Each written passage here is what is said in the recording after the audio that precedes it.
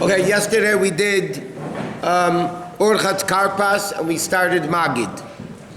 Magid is a biblical mitzvah that night that you have to say basic parts of the Haggadah. You have to understand what you're saying.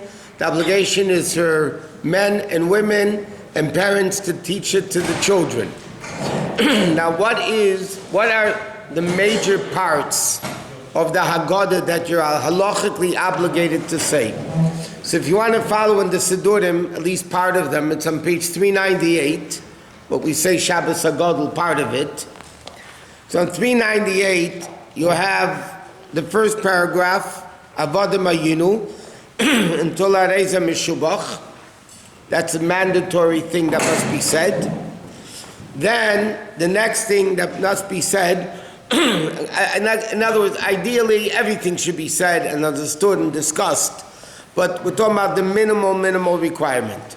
So you have Avadim Ayinu, that paragraph. Then at the bottom of 399, Mitchila Evdei Avodah Zarah, until the bottom of 400, after the story of Lavan Arami, you know what Lavan Arami wanted to accomplish. In other words, halachically the four sons are not a primary mitzvah of reciting the Haggadah. The story with Rabbi Lezer, the people staying up a whole night, is not a mandatory part of the Haggadah.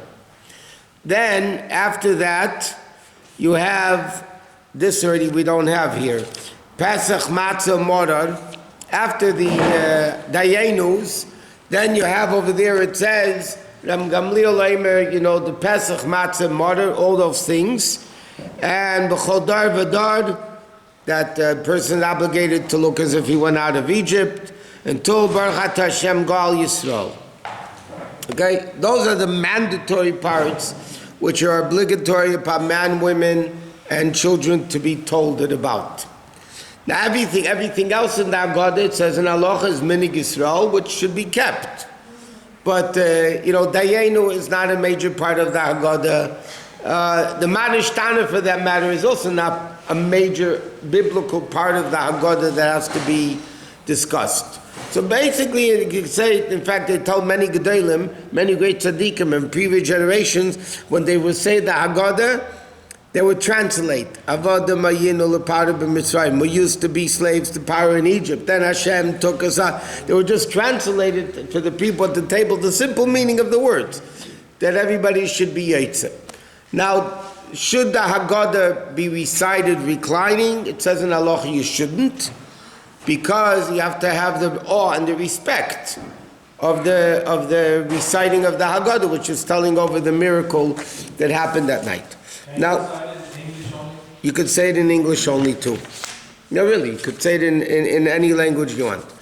Okay, now in the Makkos, you have Dam, Va'esh, V'simrei Sashan.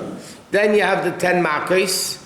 And then you have, Rabbi Yehuda used to say the Tzachadash B'achav, to tell us the order of the Makkos. So there's a lot of different customs when you pour off from the wine. Okay?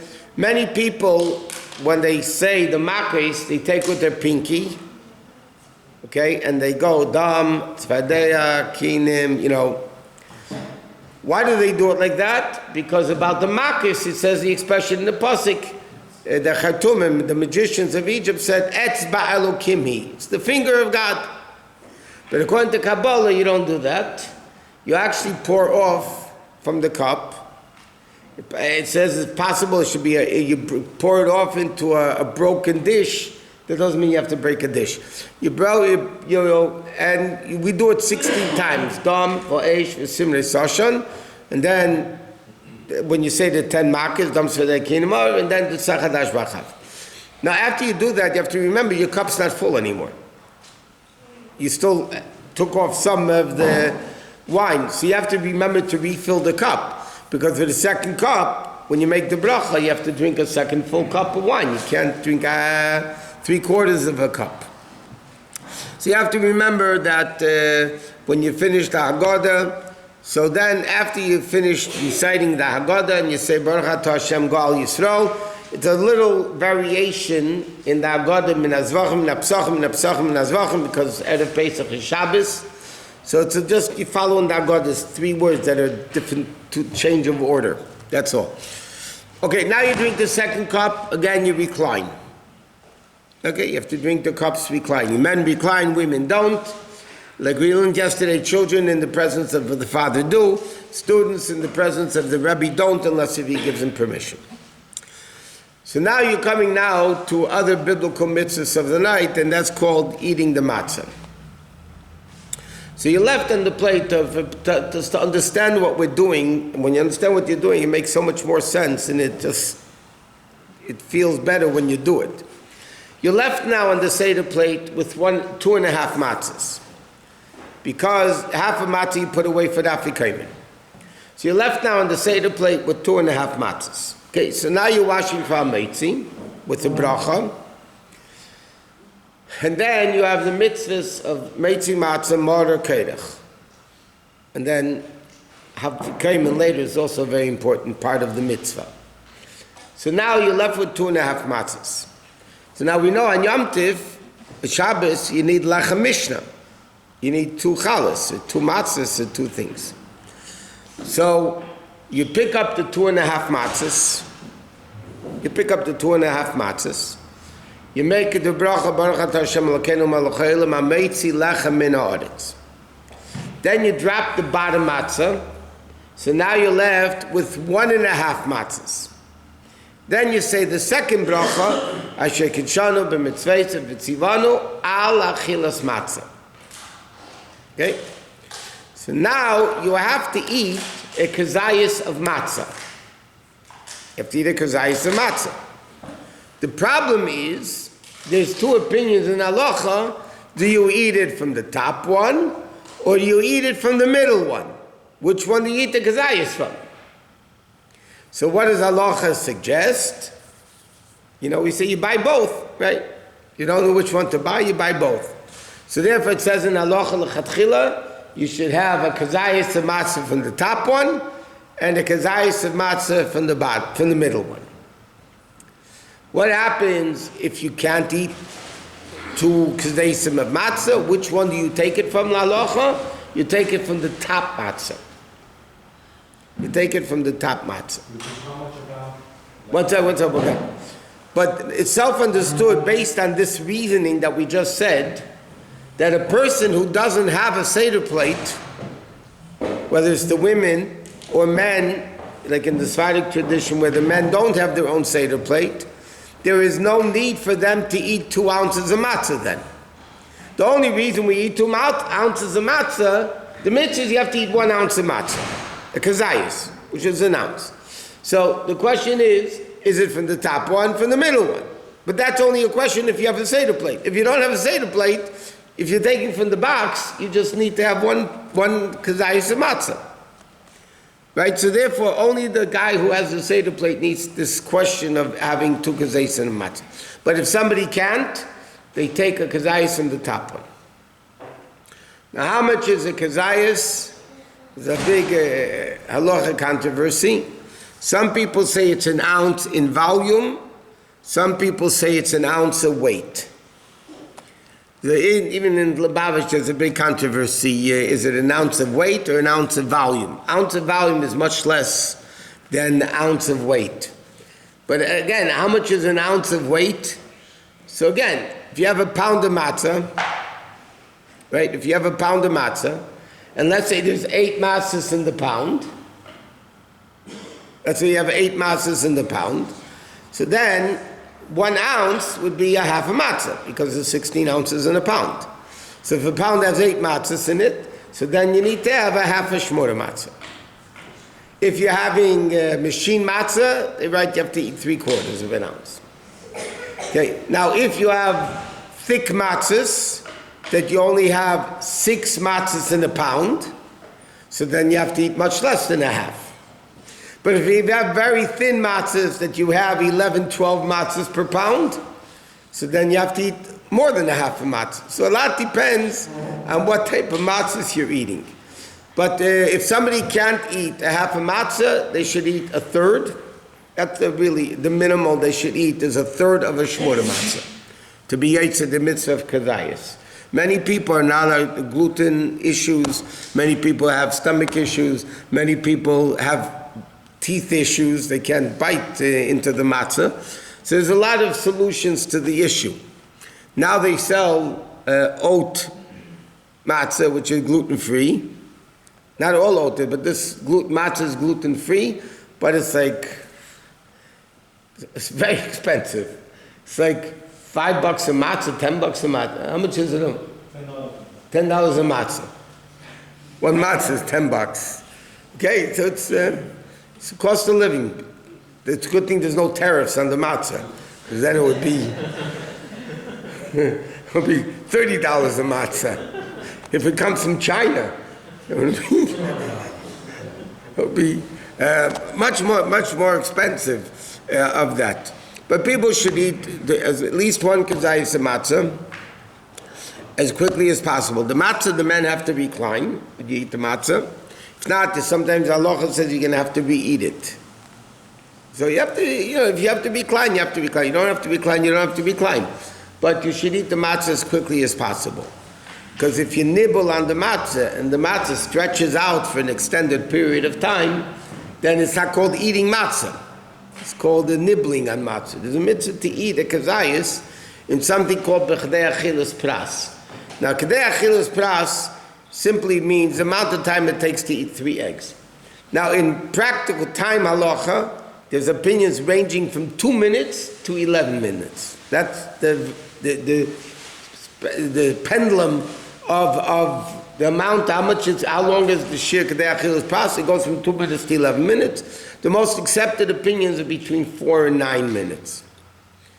Now, also another interesting thing, it doesn't look very nice socially, but when does the clock start ticking? Let's say you're counting 4 minutes, yeah? When does the 4 minutes begin? So the din is when you take the first swallow. Not when you put it in your mouth. The the clock ticks, the timer ticks at the time you swallow the first bite. So what people would do, they would stuff their mouth. Again, it doesn't look too nice, but they would, put as much matzah in as possible before they swallowed, and then they swallowed, so they were off to a minute or two head start.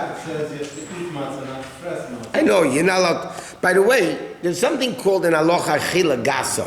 Yeah, so that doesn't mean. Achila gasa is, what's the good word for it in English? Stuffed. Stuffed. Moshe, I'll give you an example to the extent. If somebody on Yom Kippur doesn't eat normally, achila gasa, it's not called biblical eating on Yom Kippur. You're not allowed to do it, but I'm saying you don't get kodis because it's not called eating. But you have to gear it. You have to eat it. Not talking you can't nibble a little bit, and they're supposed to eat the matzah as quickly as possible. That's bottom line what it is. Yeah. Oh, so now there's an interesting thing. Halacha says, do you put matzah onto the salt or salt into the matzah? So halacha says you shouldn't. Even though there's salt on the table, because it's a mizbeach, you're supposed to. And during the rest of Pesach, beside the Seder, when you eat matzah like a Yom Tov day or whatever, you dip the matzah into salt. And some people pour salt on the matzah. But by the Seder, it says you don't do it. Why? You don't want to take away the taste of the matzah. You don't want to. You want to keep it unadulterated, pure matzah. So you don't put salt on. The salt on the table, but later on, by the way, many people when they eat matzah during the meal, they'll dip then the matzah into salt. But for the actual mitzvah of matzah, you don't have. What? The recline should be on the left. Only, right? Yeah, there's 2 reasons why you recline on the left. Number 1, because if you're a right-handed person, you can't recline on your right. Right? Try it. If you're eating like this with your right hand and you recline like this, how can you eat? So if you recline on the left, it's just easier. But based on that, a left-handed person should recline on the right. Because for him, it's easier that way. But there's another reason. No. There's another reason. It says it's a medical reason. Halacha says. Because if you recline on the right, then the windpipe will be on top, and the food will go into the windpipe instead of the food pipe, and God forbid you might choke. That's why Shulchan Aruch says that even a left-handed person, even though for him it would be much easier to recline on the right, but it's a sakana, so it's a danger you're not allowed to. So you have to do it on the right. No matter you're righty, lefty, right-handed, left-handed, you recline on the left. Okay, that's Meitzi Matzah. That is a biblical mitzvah the night of Pesach, by the way. At least the first eating of matzahs is biblical. So then, afterwards, you go to the mortar. Okay, now you need to eat a kazayis and mortar, which you have, people use romaine lettuce, people use horseradish, all the amounts combined together. I think what's it, 8 by 10 or 8 by 11 leaf, they say is enough for a kazayis of mortar. Mortar nowadays is Vaad Rabbonim anyway, rabbinically, so they're more lenient with the amounts also, because it's not a biblical obligation, it's only a rabbinic obligation. But you have to make the bracha Sheket Shan Mitzvah Tzivanu Al Achilas Mortar. You don't make Adama because we learned you made it already on the karpas, so therefore you don't have to make another bracha. But you dip the mortar into charesis, right? And then there's different customs. Our custom is we put a little bit of wine into the charesis that we're dipping the mortar into, for mortar, not for kerach.